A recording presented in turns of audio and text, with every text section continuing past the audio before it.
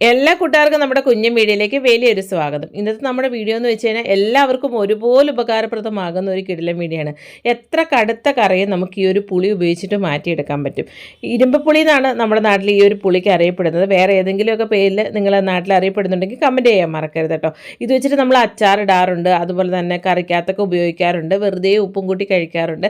പക്ഷേ അതൊന്നും അല്ലാണ്ട് ഇത് വെച്ചിട്ട് നമുക്കൊരു ക്ലീനിങ് ചെയ്യുന്ന ഒരു ലിക്വിഡ് ഉണ്ടാക്കിയെടുക്കാൻ പറ്റും.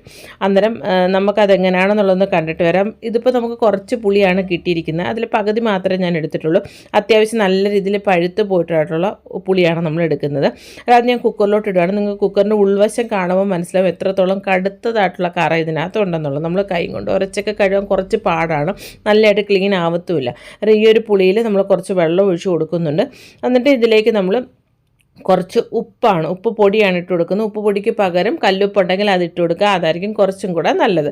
ഇപ്പോൾ ഒരു 3 അല്ലെങ്കിൽ അതിൽ കൂടുതൽ 3 സ്പൂണിൽ കൂടുതൽ ഉപ്പ് നമ്മൾ ഇട്ട് കൊടുത്തിട്ടുണ്ട്. പിന്നെ നമ്മൾ നാരങ്ങയൊക്കെ പിഴിഞ്ഞിട്ട് വെറുതെ കളയുന്ന നാരങ്ങയുടെ തൊലി ഉണ്ടല്ലോ, അത് ഞാൻ കുറച്ച് നേരം ഫ്രിഡ്ജിൽ വെച്ചിട്ടുണ്ടായിരുന്നു. അതും കൂടെ ഇതിലേക്ക് ഇട്ട് കൊടുക്കുകയാണ് ചെയ്യുന്നത്. ഇപ്പോൾ നാരങ്ങ തൊലി ഇല്ലെങ്കിലും കുഴപ്പമില്ല, ഞാനിതിങ്ങനെ ഫ്രിഡ്ജിൽ സൂക്ഷിക്കാറുണ്ട്. അതുകൊണ്ടാണ് ഈ ഒരു സന്ദർഭത്തിൽ എടുത്തിട്ടേക്കുന്നത്. നല്ല റിസൾട്ട് കിട്ടുന്നതാണ് കേട്ടോ, നാരങ്ങയുടെ തൊലിയും കൂടെ ആകുമ്പോഴത്തേന്. നല്ല പോലെ നമ്മൾ കുക്കറിൽ ഒരു 2-3 വിസിൽ ചെയ്തതിന് ശേഷം എന്നിട്ട് നമുക്ക് ആ ഒരു ചൂടൊക്കെ മാറിയിട്ട് ഇത് കുക്കറിൽ നിന്ന് മാറ്റാം.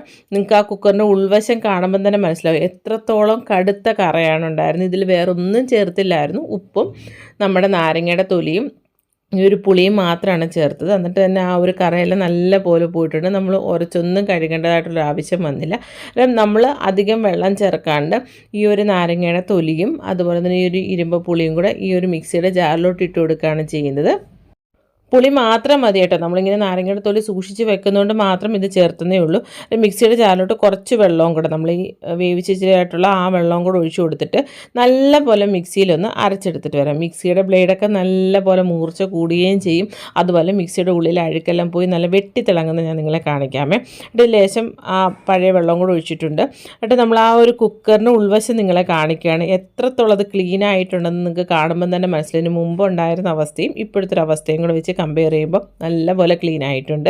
എന്നിട്ട് നമ്മൾ അരച്ച് കൊണ്ടുവന്നിട്ടായിട്ടുള്ള ആ ഒരു ലിക്വിഡ് പോലുള്ള സംഭവം നമുക്ക് ഒട്ടും തന്നെ തരിയില്ലാത്ത രീതിയിൽ നമുക്ക് ഒരു അരിപ്പ് ഉപയോഗിച്ചിട്ട് അരിച്ചെടുക്കാം. മിക്സിയുടെ ജാറിൻ്റെ ഉൾവശം കണ്ടില്ലേ, വെട്ടിത്തിളങ്ങുന്നുണ്ട്. ആ ഒരു ബ്ലേഡിനൊക്കെ നല്ല മൂർച്ചയുമുണ്ട്. അന്നേരം ഇനി ഇതൊരു പാത്രത്തിലോട്ട് നമ്മൾ മാറ്റുന്നുണ്ട്. ഇതിലേക്ക് നമ്മൾ ലേശം വിനാഗിരി, 3 സ്പൂൺ അളവിൽ വിനാഗിരി, അതുപോലെ തന്നെ ലേശം ബേക്കിംഗ് സോഡയും കൂടി ഇട്ട് കൊടുക്കുന്നുണ്ട്. ആ സോഡയും കൂടി ഇട്ട് കൊടുത്തതിന് ശേഷം നല്ല പോലെ ഒന്ന് കൂട്ടിയെടുക്കുക. അത് നിറയെ ഉണ്ടെങ്കിൽ വലിയ പാത്രത്തിൽ മാത്രം ഒഴിച്ചിട്ട് വേണം മിക്സ് ചെയ്ത് നല്ല പോലെ പതഞ്ഞ് പൊന്തി വരും. അന്നേരം ഇത് വേവിച്ച് വെക്കുന്നതുകൊണ്ട് തന്നെ ഈ ഒരു ലിക്വിഡ് കുറേ നാൾ നമുക്ക് സൂക്ഷിക്കാൻ പറ്റും. ഇതിപ്പം വേവിക്കാതെ തന്നെ നമുക്ക് ഈ ഒരു ലിക്വിഡ് തയ്യാറാക്കി എടുക്കാം. വേവിച്ച് വെക്കുകയാണെങ്കിൽ കുക്കറിലൊക്കെ നല്ലപോലെ വേവിച്ചിട്ട് ഈ ഒരു ലിക്വിഡ് തയ്യാറാക്കി വെക്കുകയാണെങ്കിൽ കേടായി പോവില്ല. എന്നിട്ട് നമ്മൾ ഇതിലേക്ക് ഒരു മണത്തിന് വേണ്ടി മാത്രം നമ്മൾ പാത്രം കഴുകുന്ന ലിക്വിഡ് ഏതുമായിക്കോട്ടെ അതും കൂടെ നമ്മൾ ഇതിലേക്ക് 1 സ്പൂൺ അളവിൽ ഒഴിച്ചു കൊടുത്തിട്ട് നല്ല പോലെ മിക്സ് ചെയ്ത് കൊടുക്കുകയാണ്. അതായത് നല്ലൊരു മണവും നല്ലൊരു പതയും കിട്ടും. എന്നിട്ട് നല്ലപോലെ മിക്സ് ചെയ്തതിന് ശേഷം ഏതെങ്കിലും ഒരു കുപ്പിയിലാക്കിയിട്ട്, കൊച്ചു കുപ്പിയിലാട്ടോ, അല്ലെങ്കിൽ ഞാനിപ്പോൾ ഈ ഒരു കുപ്പിക്ക് അളവിനുള്ളത് മാത്രമേ ഉണ്ടാക്കിയിട്ടുള്ളൂ. അത് നമുക്കിതുപോലെ അടച്ചു വെച്ചിട്ട് നമ്മുടെ ആവശ്യത്തിനനുസരിച്ച് ഉപയോഗിച്ചാൽ മതി. ആ ഒരു ഒഴിച്ചു വെച്ച പാത്രം പോലും നല്ല സ്റ്റീലിൻ്റെ പാത്രമായിരുന്നു, അത്യാവശ്യം കറയൊക്കെ ഉള്ളതായിരുന്നു, നല്ല വെട്ടിത്തിളങ്ങുന്ന കണ്ടില്ലേ. നമുക്ക് ആദ്യം നമ്മൾ ചെയ്യുന്ന ക്ലീനിങ് എന്ന് വെച്ച് കഴിഞ്ഞാൽ നമ്മുടെ ചായ ഇരിക്കുന്ന അരിപ്പ ഉണ്ടല്ലോ, അതിനകത്ത് നിറയെ ചായക്കറയാണ്. അത് ലേശം ഇതുപോലെ അരിപ്പയിലോട്ട് ഒഴിച്ചതിന് ശേഷം ആ ലിക്വിഡ് ഒഴിച്ചതിന് ശേഷം നമുക്ക് ഇതുപോലെ ഒരു 2 മിനിറ്റ് അല്ലെങ്കിൽ ഒരു 5 മിനിറ്റ് ഒന്ന് വെയിറ്റ് ചെയ്യാം.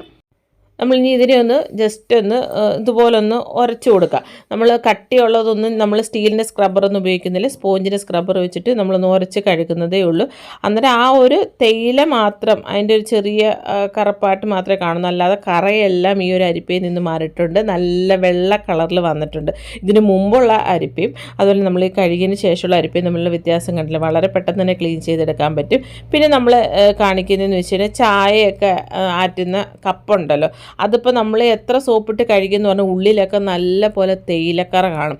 അതിൻ്റെ അടിവശത്തൊക്കെ കണ്ടില്ലേ നല്ല കറുത്ത കളറിലിരിക്കുന്നത്. ഇത് നമ്മൾ സ്റ്റീലിൻ്റെ സ്ക്രബ്ബർ ഉപയോഗിച്ചിട്ട് നല്ല പോലെ ഉരച്ച് കഴിയുകയാണെങ്കിൽ നമ്മുടെ കൈയൊക്കെ നല്ലപോലെ നീരാവുകയും ചെയ്യും, നല്ല രീതിയിൽ ക്ലീനായി കിട്ടത്തുമില്ല. നമുക്ക് ഇതുപോലെ സ്പോഞ്ചിൻ്റെ സ്ക്രബ്ബർ ഉപയോഗിച്ചിട്ട് ലേശം ലിക്വിഡ് ഉപയോഗിച്ചിട്ട് ഇതൊന്ന് കഴുകിയെടുത്തപ്പം കണ്ടില്ലേ ഉള്ളെല്ലാം നല്ലപോലെ വെട്ടിത്തിളങ്ങുന്നുണ്ട്. അതുപോലെ തന്നെ നമ്മൾ സ്പൂണിൻ്റെയൊക്കെ സൈഡിലായിട്ട് വരുന്ന കറകൾ, ഭയങ്കര ഡാർക്ക് കളറിലുള്ള കറകളാണ് തവിയുടെയൊക്കെ, അതൊക്കെ ഇതുപോലെ നമുക്ക് ചെയ്ത് നല്ലതായിട്ട് ക്ലീൻ ചെയ്തെടുക്കാവുന്നതാണ്. അതൊന്നും മൊത്തമായിട്ടൊന്നും ഞാൻ ഈ ഒരു വീഡിയോയിൽ കാണിക്കുന്നില്ല. അതുപോലെ സ്റ്റീലിൻ്റെ പൈപ്പ്, അങ്ങനത്തുള്ള ബാത്റൂമിൻ്റെ ടൈൽസ് എല്ലാം നമുക്ക് ക്ലീൻ ചെയ്തെടുക്കാം. ഇതിപ്പോൾ ഒരു പഴയ മിക്സിയാണ് കേട്ടോ. അത് നല്ലപോലെ അഴുക്കായിട്ട് നമ്മളതങ്ങനെ ഉപയോഗിക്കാണ്ട് ഒരു സൈഡിൽ മാറ്റി വെച്ചിരുന്നതാണ്. അന്നേരം നമുക്കൊന്ന് ക്ലീൻ ചെയ്തെടുക്കാം. അന്നേരം ഇതെങ്ങനെയാണെന്ന് നോക്കാം. അന്നേരം അതിലേക്ക് നമ്മൾ നല്ലപോലെ കടുത്ത കറയാണ് ഒരു ലേശം തുണിയിൽ നമ്മുടെ ആ ഒരു ലിക്വിഡ് മുക്കിയിട്ട് മിക്സിയുടെ എല്ലാ ഭാഗത്തുനിന്നും നമ്മൾ തേച്ച് കൊടുക്കുകയാണ്. തേച്ച് കൊടുത്തിട്ട് ഒരു 5-10 മിനിറ്റ് ഒന്ന് വെയിറ്റ് ചെയ്യാം. 5 മിനിറ്റിൻ്റെ ആവശ്യമേ ഉള്ളൂ. അതിനുശേഷം നമ്മളിതുപോലെ സ്പോഞ്ചിൻ്റെ സ്ക്രബ്ബർ ഉപയോഗിച്ചിട്ട് ഇതിൻ്റെ മുകൾ വശത്ത് ആ ഒരു മിക്സിയുടെ ജാറ് വെക്കുന്ന സ്ഥലത്തൊക്കെ നല്ല കടുത്ത കറയാണ് കേട്ടോ. അതിൽ നമ്മൾ ലിക്വിഡ് ലേശം ഒഴിച്ചു കൊടുത്തിട്ടുണ്ട്. നമുക്കിനി ഇതിനെ ഒന്ന് 10 മിനിറ്റ് വെയിറ്റ് ചെയ്തതിന് ശേഷം സ്പോഞ്ചിൻ്റെ സ്ക്രബ്ബർ ഉപയോഗിച്ചിട്ട് നല്ലപോലെ ഒന്ന് ഉരച്ചെടുക്കാം. അതിൻ്റെ ആവശ്യമേ ഉള്ളൂ, വേറെ ഒന്നും ചെയ്യേണ്ട. അല്ലെങ്കിൽ ആ ഒരു തുണി ഉപയോഗിച്ചിട്ടാണെങ്കിലും ചെയ്യാവുന്നതേ ഉള്ളൂ. ഈ ഉൾവശത്തൊക്കെ നമുക്ക് കൈ വെച്ചിട്ട് ചെയ്യാൻ പറ്റില്ല. അന്നേരം നമുക്കിതുപോലെ ഒരു പഴയ ബ്രഷ് ഉപയോഗിച്ചിട്ടൊന്ന് ക്ലീൻ ചെയ്തെടുക്കാം. ബാത്റൂമിൻ്റെ ടൈലിലുണ്ടാകുന്ന കടുത്ത കറ, അതുപോലെ ക്ലോസറ്റിലുണ്ടാകുന്ന കറകൾ, അങ്ങനെ എന്തിനും ക്ലീൻ ചെയ്യാൻ പറ്റുന്ന നല്ലൊരു കിടിലൻ ലിക്വിഡാണ് കേട്ടോ. അന്നേരം നമ്മുടെ കൈയെത്തി ക്ലീൻ ചെയ്യാൻ പറ്റാത്തടത്തൊക്കെ ബ്രഷ് ഉപയോഗിച്ചിട്ട് നമുക്ക് ഇതുപോലൊന്ന് ചെയ്ത് കൊടുക്കുക. അതിനുശേഷം ഇനി ഇതിനെ നമുക്കൊരു നനഞ്ഞ തുണി ഉപയോഗിച്ചിട്ട് തുടച്ചെടുത്താൽ മാത്രം മതി. തുടച്ചെടുക്കുമ്പം തന്നെ നല്ല പുതിയ പോലെ ഇരിപ്പുണ്ട് നമ്മുടെ മിക്സി. ഇതിന് മുമ്പുള്ള പഴയ നിങ്ങളെ കാണിച്ചപ്പോഴുണ്ടാകുന്ന അഴുക്കും ഇപ്പം നമ്മൾ ക്ലീൻ ചെയ്തപ്പോഴും ഉണ്ടാകുന്ന വ്യത്യാസങ്ങൾ നിങ്ങൾക്ക് കാണുമ്പോൾ തന്നെ മനസ്സിലാവും. അത്ര എഫക്റ്റീവായിട്ടുള്ള ഒരു കാര്യമാണ്. ഇപ്പം ഞങ്ങളുടെ വീട്ടിൽ ഇരുമ്പപ്പുളി ഇല്ല, നമുക്ക് കിട്ടിയപ്പം നമുക്ക് കുറച്ച് മാത്രമേ ചെയ്ത് വെക്കാൻ കഴിയുള്ളൂ. അന്നേരം ഇനി ഇരുമ്പപ്പുളി കിട്ടുമ്പോഴും അതുപോലെ വീട്ടിൽ ഇരുമ്പപ്പുളി ഉണ്ടെങ്കിൽ തീർച്ചയായിട്ടും ഇതുപോലെ ചെയ്ത് നോക്കുക. ഭയങ്കര യൂസ്ഫുള്ളായിട്ടുള്ളൊരു കാര്യമാണ് കേട്ടോ. കാരണം നമ്മൾ ആ ഒരു മിക്സി നല്ലപോലെ ക്ലീൻ ചെയ്തിട്ടുണ്ട്. അവസാനം തന്നെ ഈ മിക്സിയുടെ കോലം ഈ ഒരു പരുവത്തിലാക്കി എടുത്തിട്ടുണ്ട് കേട്ടോ. എന്തുമാത്രം കടുത്ത കറയായിരുന്നു, നിമിഷ നേരം കൊണ്ടാണ് നമ്മൾ വൃത്തിയാക്കിയെടുത്തത്. ഇനി ലിക്വിഡ് നമുക്ക് ഇതുപോലെ ഒരു ബൗളിലോട്ട് ഒഴിച്ചതിന് ശേഷം നമ്മൾ പാചകമൊക്കെ കഴിഞ്ഞതിന് ശേഷം നമ്മുടെ ഗ്യാസിൻ്റെ പുറമൊക്കെ ഇതുപോലെ എണ്ണമെഴുപ്പും നല്ല കടുത്ത കറയായിട്ടിരിക്കും. ഈ എണ്ണമെഴുപ്പൊക്കെ ഉണ്ടെങ്കിൽ നമ്മൾ നല്ലപോലെ ഉരച്ച് കഴുകേണ്ടതായിട്ട് വരും. എന്നാൽ മാത്രമേ അത് കറക്റ്റായിട്ട് ക്ലീൻ ആവത്തുള്ളൂ. നമ്മൾ ഈ ഒരു ലിക്വിഡ് ഇതുപോലൊരു കൊച്ചൊരു നനഞ്ഞ തുണിക്കകത്തോട്ട് മുക്കിയതിന് ശേഷം എവിടേക്കാണോ എണ്ണമെഴുപ്പുള്ളത്, ഭിത്തി ഭാഗത്തൊക്കെ ഉണ്ടെങ്കിലും എവിടെ ആണെങ്കിലും ഇതുപോലെ ഒന്ന് തേച്ച് കൊടുത്തിട്ട് ഒരു 5 മിനിറ്റ് ഒന്ന് വെയിറ്റ് ചെയ്യുക. അതിനുശേഷം നമുക്കിതൊന്ന് തുടച്ചെടുത്താൽ മതി. നമ്മൾ സ്റ്റീലിൻ്റെ സ്ക്രബ്ബറോ അല്ലെങ്കിൽ വേറെ ഒന്നും ഉപയോഗിച്ചിട്ട് നമ്മൾ ഇതാക്കേണ്ട ആവശ്യമില്ല. നനഞ്ഞ തുണി ഉപയോഗിച്ചിട്ട് ഒന്ന് തുടച്ചെടുക്കുമ്പം തന്നെ നമ്മുടെ ആ ഒരു ഗ്യാസ് അടുപ്പൊക്കെ നല്ല പുതുപുത്തം പോലെ വെട്ടിത്തിളങ്ങും.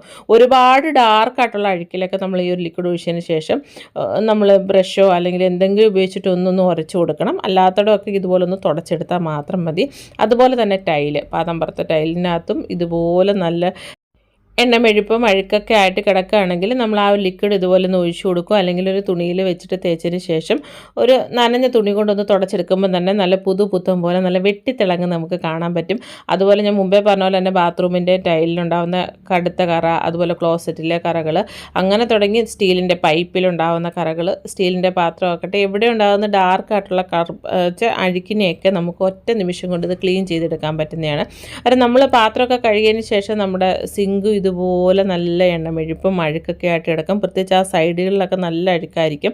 ഇതുപോലെ ലിക്വിഡ് ഒഴിച്ചതിന് ശേഷം അന്നേരം തന്നെ നമുക്ക് ക്ലീൻ ചെയ്തെടുക്കാവുന്നതാണ്. നല്ലൊരു വെട്ടിത്തിളങ്ങുന്ന റിസൾട്ട് കിട്ടണമെങ്കിൽ ഒരു 5 മിനിറ്റ് ഒന്ന് വെയിറ്റ് ചെയ്യണം. ഞാനിതിൽ സ്പോഞ്ചോ അങ്ങനെ ഒന്നും ഉപയോഗിക്കുന്നില്ല. ഞാനൊരു തുണി മാത്രം ഉപയോഗിച്ചിട്ടാണ് ഉരച്ചെടുക്കുന്നത്. അന്നേരം ഇത് വീട്ടിൽ തീർച്ചയായിട്ടും ഉണ്ടാക്കി നോക്കിയിട്ട് അഭിപ്രായം പറയാൻ മറക്കരുത് കേട്ടോ. നമ്മുടെ ഒരു വീഡിയോ ഇഷ്ടപ്പെടുവാണെങ്കിൽ ലൈക്ക് ചെയ്യാനും വീഡിയോയെക്കുറിച്ചിട്ട് നിങ്ങളുടെ വിലയേറിയ അഭിപ്രായങ്ങളും നിർദ്ദേശങ്ങളും താഴെ കമൻറ്റുകളായിട്ട് രേഖപ്പെടുത്താനും മറക്കരുത്. നമ്മുടെ ചാനൽ ആദ്യമായിട്ട് കാണുന്ന സുഹൃത്തുക്കളാണെങ്കിൽ ഒന്ന് സബ്സ്ക്രൈബ് ചെയ്ത് സപ്പോർട്ട് ചെയ്യണേ. അത് എപ്പോഴും പറയുന്ന പോലെ എല്ലാ കൂട്ടുകാർക്കും നല്ലൊരു ദിവസം ആശംസിക്കുന്നു. ഇനിയും നല്ല നല്ല വ്യത്യസ്തങ്ങളായിട്ടുള്ള വീഡിയോകളായിട്ട് നമുക്ക് കണ്ടുമുട്ടാം. അതുവരെ എല്ലാ കൂട്ടുകാർക്കും നന്ദി, നമസ്കാരം.